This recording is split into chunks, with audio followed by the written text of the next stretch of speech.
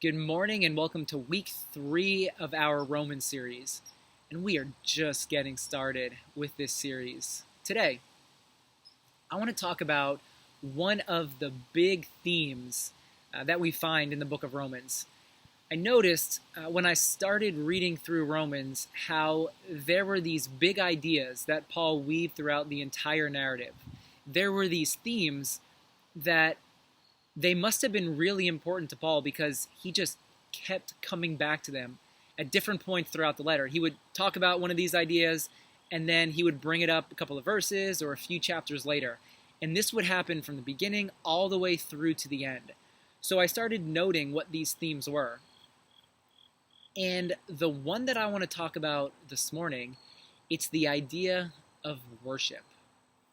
Now, when we talk about worship today, I'm not talking about worship as that thing that you do on a Sunday morning at a church service when you sing some songs with a group of people. That's one particular definition of worship. But I want to talk about worship as something that is bigger, something that's more expansive, broader than that specific definition of worship. I mean, this is, when I read through Paul's letter, this is what I think Paul believed about worship. It was something that played a role in how you lived your entire existence. See, worship, it's about how we orient and order our lives. It's about your entire life.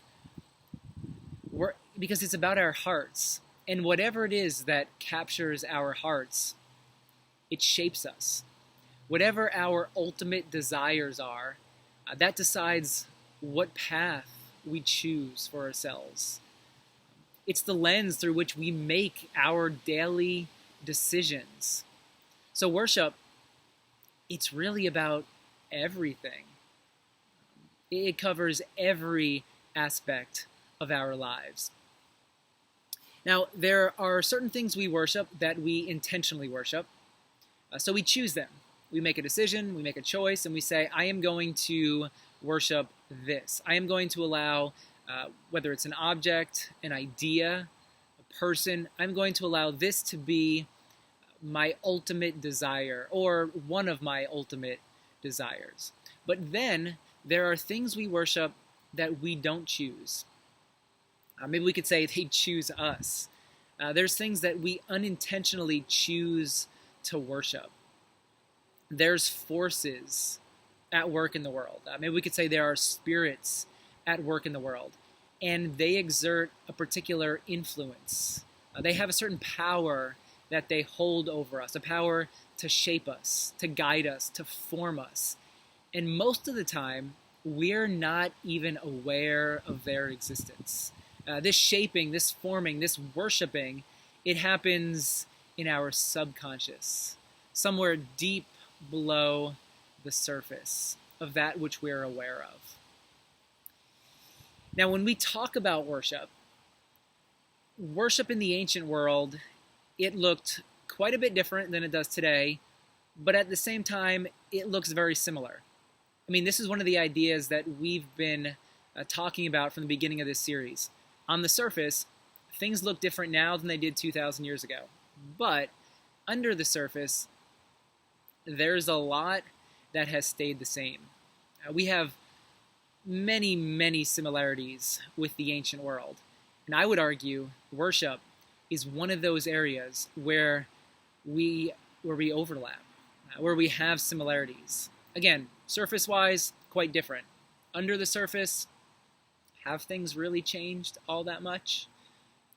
Let's first start by looking at what worship looked like in the ancient world. First century Rome, you would have been surrounded by images, statues, idols. And these images, idols, these statues, they would have been everywhere. You walk down the street, there's a statue. You walk into the town square, there's an idol. Within every single person's home, there would have been a shelf carved out in the wall. And this shelf, the purpose of the shelf would have been to hold the household gods that would have been passed down from generation to generation. So every single time that you walked by these household gods, you'd be reminded, these are the gods that have journeyed with our family for years, for generations. Everywhere you went, whether you're home, outside of your home, there would have been these images and idols telling you, here are the gods our people worship. Here are the gods who protect us, who bestow gifts upon us. I mean, these are the gods that deserve your allegiance, your sacrifice, your worship, ultimately your heart. Here are a few prominent Roman gods in the first century. Number one, we can't talk about worship without talking about Caesar, the emperor, the one on the throne, the Lord and Savior of the Roman Empire. I mean, everywhere you went throughout the Roman world, his image would have been seen.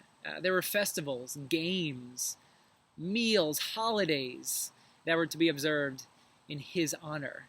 On coins that you carry. So whenever you were purchasing something, you'd pull a coin out of your pocket. Whose image would be on the coin? Caesar's. Reminding you, hey, here's the one that is worthy. Here's the one that is deserving of your sacrifice, of your worship. In the Roman world, you could worship however many gods you wanted to, and no one really cared which gods you worshipped. It was okay as long as Caesar was included in your pantheon of gods. Then you would have had the god Mars, the god of violence, of war. I mean, last week we saw how the Roman Empire founded on conquest, on violence. You can't be Rome without the god of Mars, without the god of violence. And you have to stay on this god's good side. So you have to make sure that you're offering the right sacrifices, you're saying the right prayers. You have to live a certain way because you want this God's favor. You don't want this God to change sides. You want him to continue protecting and favoring you. We have the goddess Venus, the goddess of love and fertility. If you want that brunette on the other side of the room to start paying some attention to you, all you have to do, offer the right sacrifice.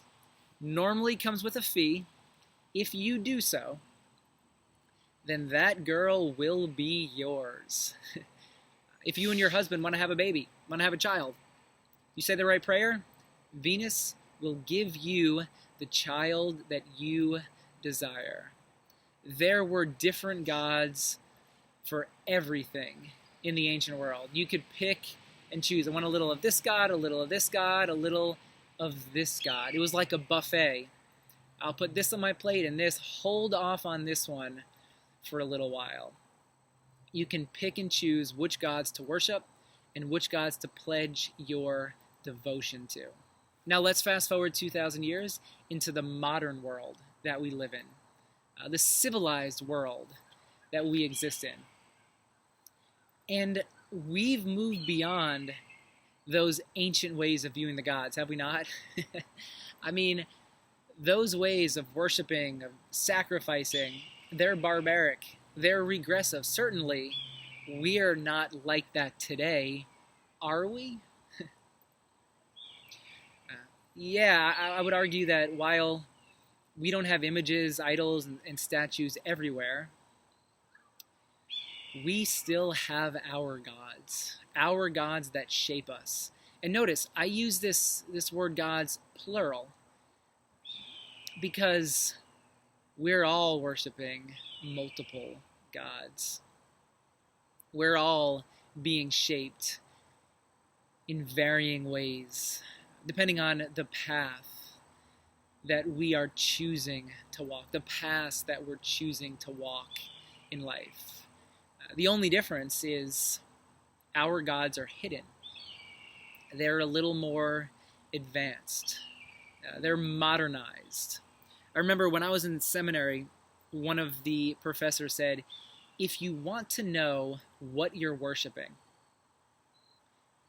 And see, the thing about that, there's an assumption with that statement. It's the assumption that intellectually we can verbalize, we can say, we can tell others, this is the God that I worship. but it's intellectual. We're just simply using words to describe the God that we're worshiping. And we can define God however we choose to define God. I mean, even the name God brings up a whole bunch of different definitions. But if you want to truly know, not just say you're worshiping a particular God or a particular deity, if you want to know, look at your calendar and your checkbook. And think about that. Our time and our money, two of our most precious resources. What we give our time to, what we give our money to, reveals what it is we are truly worshiping. And then let's talk about advertisements in the modern world. Because advertisements, essentially what they are trying to get us to worship things. They are telling us what it is that we are to worship. Billions and billions of dollars spent every single year as a way to bombard us daily with advertisements, messages saying, hey, here's what you're to worship. Now, I understand they don't use this language. They probably wouldn't get away with it. The church would be in an uproar if advertisements came out and said, hey, worship our product. But isn't this what they're doing? They're telling us, if you purchase our product, if you purchase fill in the blank, a particular type of whiskey, shampoo, car, the new iPhone, if you watch this form of entertainment, then all of your deepest desires will be fulfilled. Advertisements, they're showing us, or they're trying to show us, the path to satisfaction and fulfillment. So all the advertisements, they're simply there to tell you what you should worship and what product or idea should capture your heart. And then in the modern world, we have these unspoken cultural spirits. They're unspoken ways of being in the world. Maybe sometimes we verbalize them, sometimes we pull them out of the shadows, but most of the time they exist in the shadow world. We all know they exist, but we may not be aware of their presence. We may not be aware of their force, of their influence. We all know that there are certain ways in which we move and live in the world, but we don't often vocalize these ways. And because of it, we're not aware of how they're shaping us, how they're forming us. We're not aware that many of us are giving away our worship to these paths. Maybe we could say these are some of the narratives. The God of success. Pursue success at all costs. The goddess of beauty, of perpetual youth. How about the God of more? The God of never enough, always needing more. The goddess of wealth. Yeah, sure, we don't call these gods or goddesses, but don't they act like them? Don't we give power to them? Don't we shape our lives around what it is that they're selling? I mean, think about this one. What about the God of crazy? You ask someone, how's life? Crazy. How's your life? Crazy. If someone were to say, my life's pretty peaceful right now, people might look at you a bit funny, a bit weird. Like, whoa, what's wrong with him? Why isn't he pursuing the God of crazy like the rest of us? Maybe because we're on a different path. We're after something completely different than this road that everyone else is traveling. Yeah, gods, they're in the air all around us. And many of us, we're giving our worship to these gods, whether we choose to or whether we're unintentionally choosing to. And see, these gods, oftentimes they're good. Money, it's good. You need it. You need it to survive. You need to put food on the table. Work, it's a really, really good thing. We all have a gift to give, and we should all figure out what that gift to give the world is.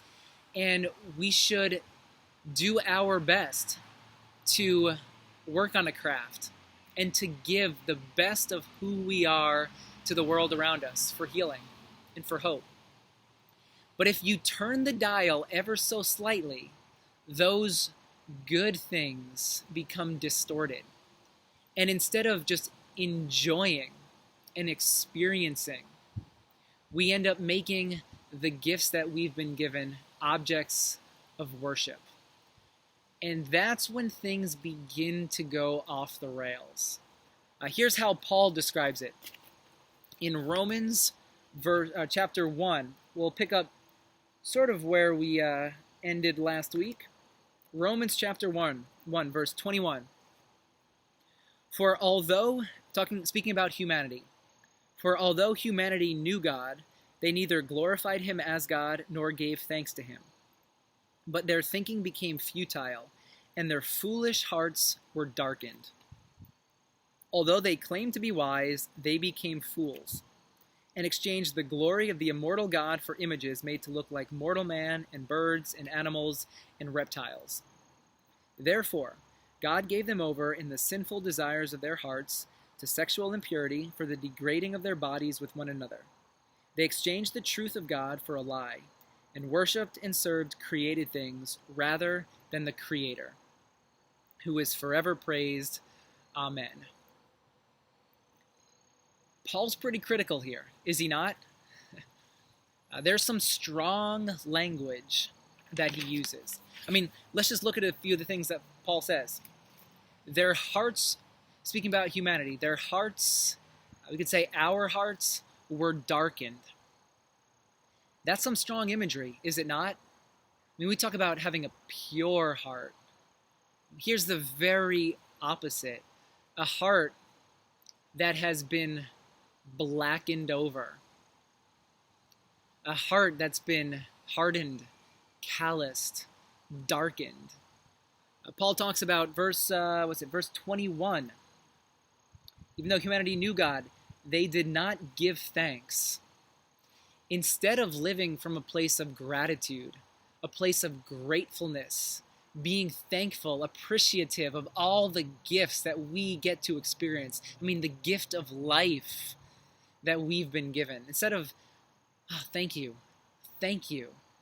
which creates a sense of wonder and awe and joy. Instead of living in that way, Paul speaks about not giving thanks, living from a place of entitlement, crowding out the gratitude, a place of, well, I deserve, I'm owed this. Sometimes we look around and we think, well, everyone else has it, I deserve that as well.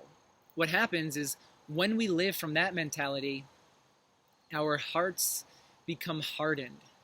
And then we often miss the good that's all around us, the good that we've received that other people haven't received.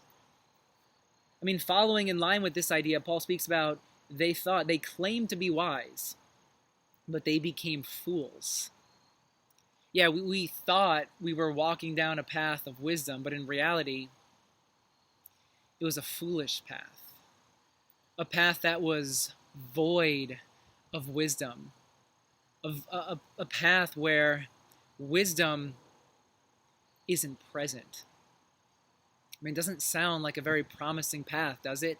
And then Paul uses this word exchanged twice in those couple of verses. Twice he says they exchanged. In other words, there was a true that we've been given.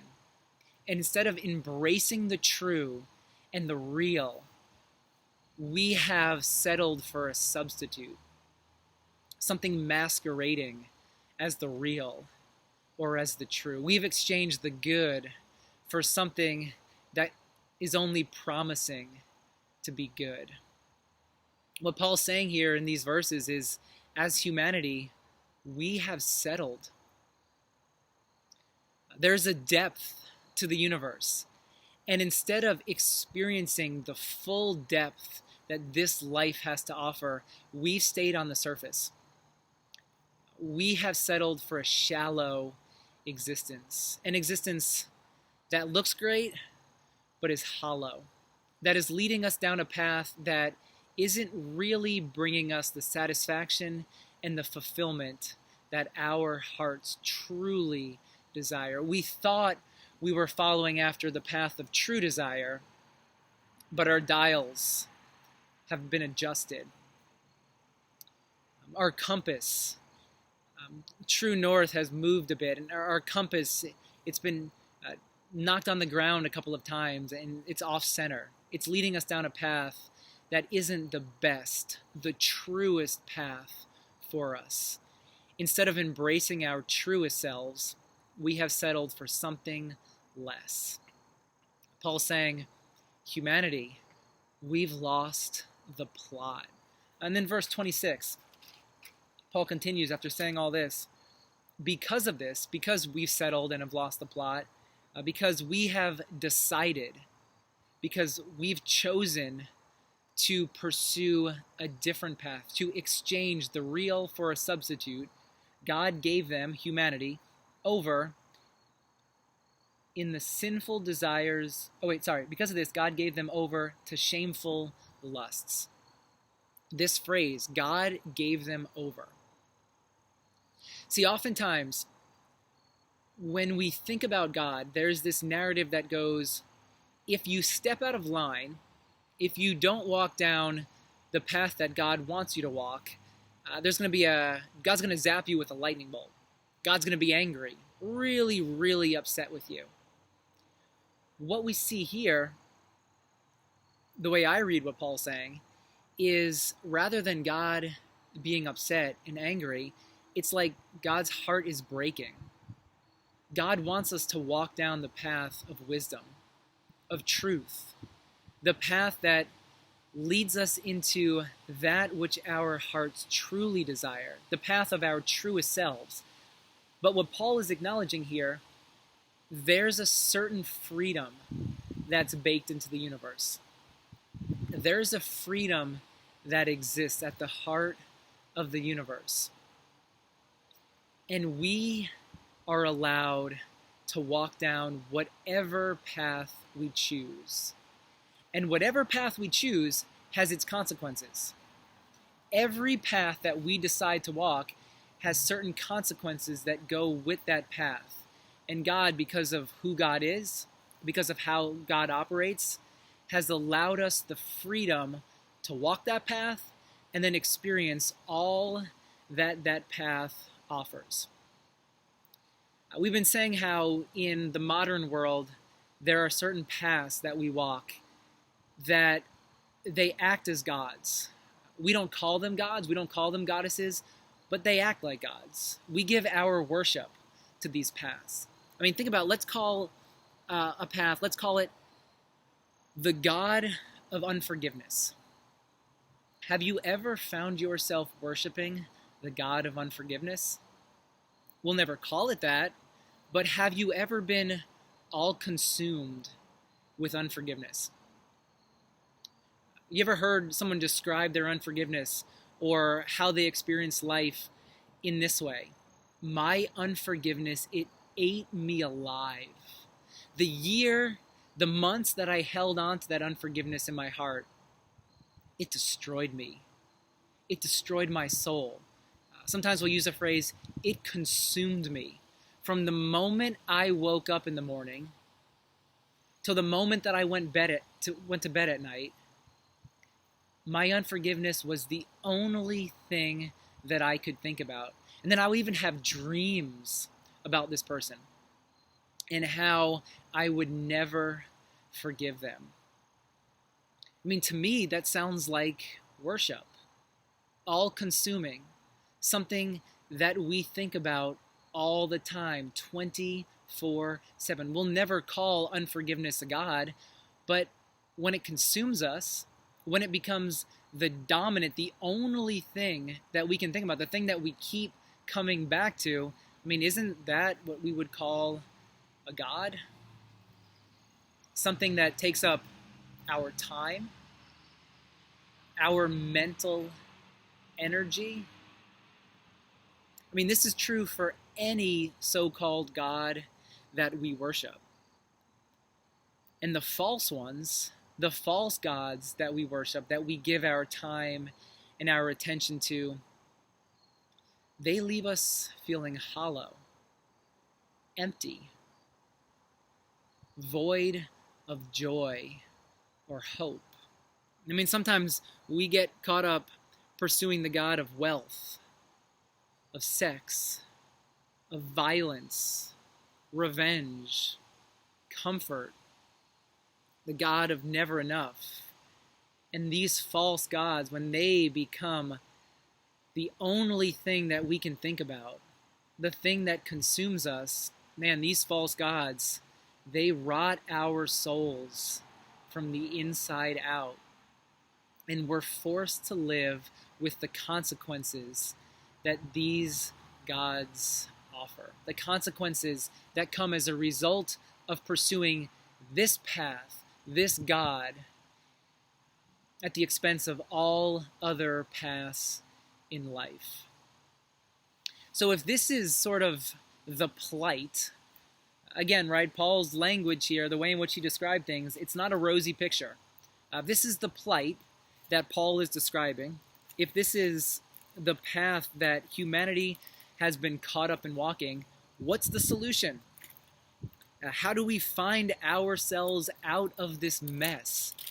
How do we leave behind the foolish path, the path that darkens our hearts, and begin to walk down a path of wisdom, a path that provides purity of heart, a path that actually leads us down the road of truth, the road of our truest selves? Luckily, Paul doesn't leave us in the dark. Paul doesn't leave us here with these words and say, you're screwed. End of story. No. Paul actually gives some wisdom. He offers some advice. Remember, I said that worship, one of the big themes of the book of Romans. So Paul comes back to worship later on in the letter. If we move forward all the way towards the end, Romans chapter 12, verse 1.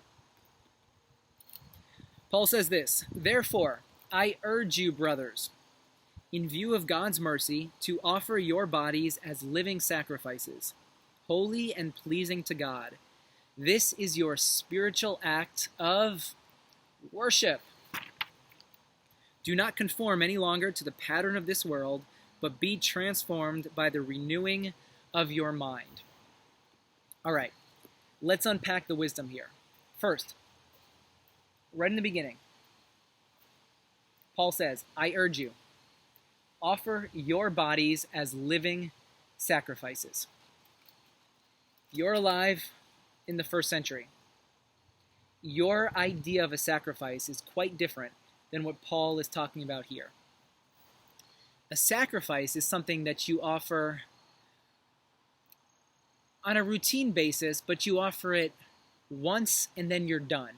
So maybe you offer a sacrifice on a weekly basis, a monthly basis, a yearly basis.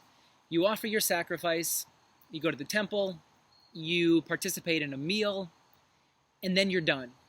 You go home, you live the rest of your life. There's a moment in which you are offering a sacrifice, and then there is every other moment of your life. I mean, we even think in these terms today in the modern world. We go to church.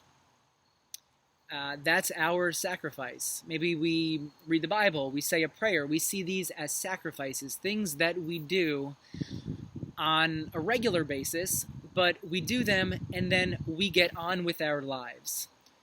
We do them in one particular moment, and then there's all the other moments of life. What Paul is saying is something completely different. I mean, this is so profound. Paul says, your sacrifice, it's to be continual. Your sacrifice, it's never to end. Your whole life is to be embodied worship. You're to offer your bodies as a living sacrifice. What Paul is saying here is, It's all worship. When we divide our time, when we have a time of sacrifice and then a time of normal life, there we create a gap. There's a divide. We have our spiritual lives, and then we have the non-spiritual, the normal, the regular. But Paul's saying, yeah. There's no divide. There's no sacred, non-sacred divide. It's all spiritual, and it's all to be an act of worship. It's all to be a sacrifice. You're to live your life a particular way in every single moment. I mean, I started out this sermon by saying we're going to talk about worship in bigger ways than how we typically define it. I mean, think about how we normally define worship. Worship is what we do for 20 minutes at a church service. We sing some songs, we give our worship to God. But you know what that does? That creates the spiritual, non-spiritual divide. It reinforces that view. It creates this view that here's my spiritual act of worship.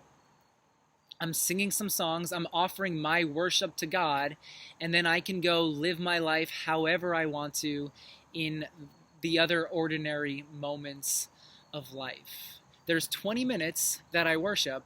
And then there's the other, 168 hours? So 167 hours and 40 minutes that I'm not worshiping. Sacred, non-sacred. Paul just says it's all sacred. It's all spiritual. I remember one time I was at a conference, and what happens is when we define worship as singing, I was at this conference, and there was singing, there was worship music, there was someone right in front of me, and I was standing kind of on the side. There was a table right next to the wall. This person had his phone on the table that he was standing next to.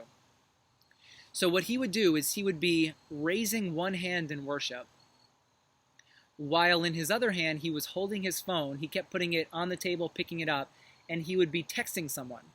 So he was raising one hand and texting at the same time.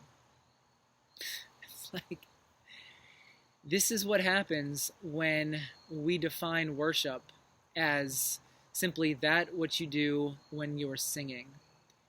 We create this, I'm giving my heart in one way, but what I give my heart to in the other moments doesn't really matter. As long as I give this sacrifice, all the rest of it doesn't matter at all. And then here's something else. Verse 12, chapter 12, Paul says, this is your spiritual act of worship. The word spiritual doesn't show up in the Greek at all. This word, better translated, this is your reasonable. This is your logical act of worship. The fact that the interpreters added spiritual here just reinforces that divide. There's a spiritual act of worship, and then there's everything else that you do in life.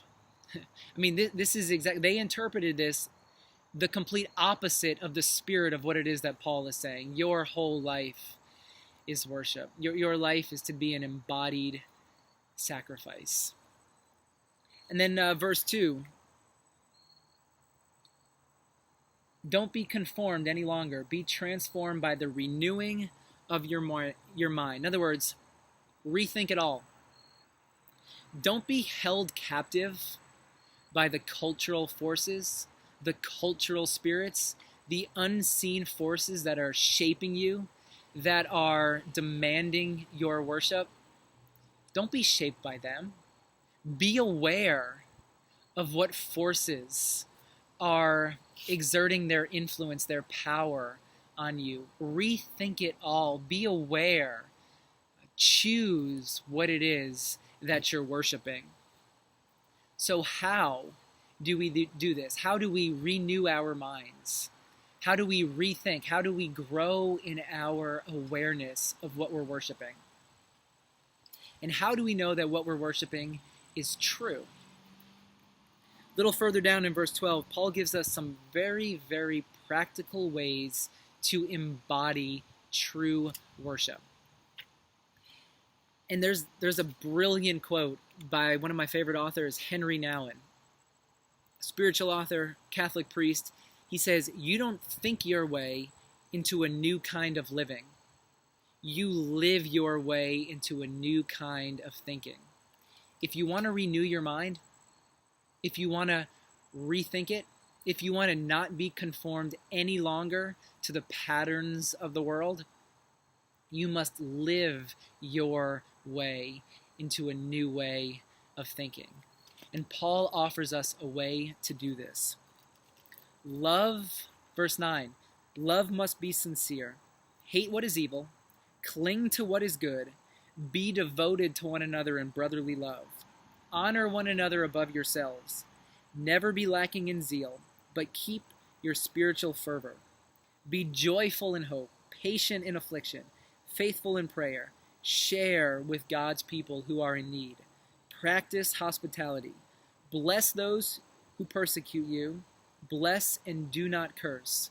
Rejoice with those who rejoice. Mourn with those who mourn. Live in harmony with one another. Do not be proud, but be willing to associate with people of low position. Do not be conceited. Do not repay anyone evil for evil. If you want to discover true worship, if you want to walk down the path of truth, the path that shapes you, forms you in a way that is true and real, then practice the way of love. Another New Testament writer simply states, God is love. God is love. How do we worship God? How do we offer our bodies, our lives as a continual sacrifice? How do we fully embody worship? Love. Yes, it's simple, but so difficult. Paul lays out a couple practical implications, but the truth is, the ways in which we do this, the ways in which Paul is describing here, they're really hard to live out, because loving everyone, it can be difficult. But Paul says, if you want to discover the true God, not these other gods that are masquerading as gods, but if you want to discover the true God, and you want your life to be shaped by the true God so that you can live in your truest self, so that you can walk your truest path and truly experience the fulfillment and satisfaction that you desire, walk in the path of love. Love, my friends. The way we rethink, the way we renew our minds, it's to practice love in every situation. So this week, may you grow in your awareness of the gods that are shaping you, the gods that you have allowed to guide you and to form you. May you grow in your awareness of that which you are worshiping. May any gods that exist in the shadows, may they come into the light. May they be exposed for the path that they are leading you down. And may you have the discernment to realize which gods are leading you down a good path, a path of truth, of love, and which gods are leading you down a false path, a path that is not producing the joy that you desire, but a path that is darkening your heart. And may you give yourself to true worship. May you worship the true God at all times, not just for 20 minutes a week, but may you live as an embodied sacrifice. May you continuously throughout the week, in every situation, in every encounter, embody true sacrifice by showing love, practicing love for yourself and for others. And as you walk that path, may you discover the true God, the God that brings life, joy, and peace to your soul. Grace and peace to you this week, my friends.